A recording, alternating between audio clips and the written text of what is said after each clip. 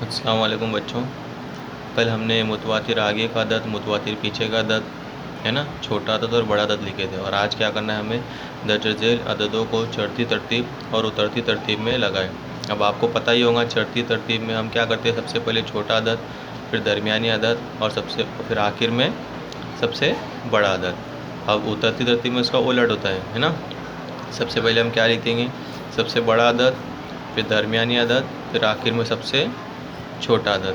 اب پہلا سوال دیکھیے کیا دیا ہوا ہے، 2347، 2349، 2345. اب ان تینوں عدد میں ہم کو کیا کرنا ہے، چڑھتی ترتیب میں بھی لکھنا ہے اور اترتی ترتیب میں بھی لکھنا ہے. اب سب سے پہلے تو ہم کو پہچاننا ہے کہ ان میں سب سے چھوٹا عدد کون سا ہے. دیکھیے یہاں پہ ہزار کے مقام پر سب میں 2 ہے، سینکڑا کے مقام پر بھی یہاں پہ 3 ہے، ایک جیسی ہی ہے.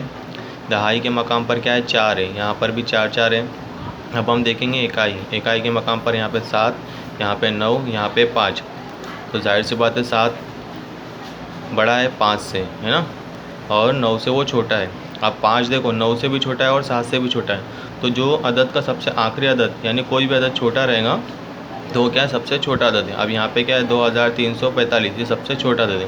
اب چڑھتی ترتیب میں کیا لکھیں گے ہم، سب سے پہلے 2345 ہے نا، سب سے چھوٹا عدد. اب درمیانی عدد کون سا ہے، ظاہر سی بات ہے 7 رہے گا کیونکہ وہ 9 سے چھوٹا ہے. 2347.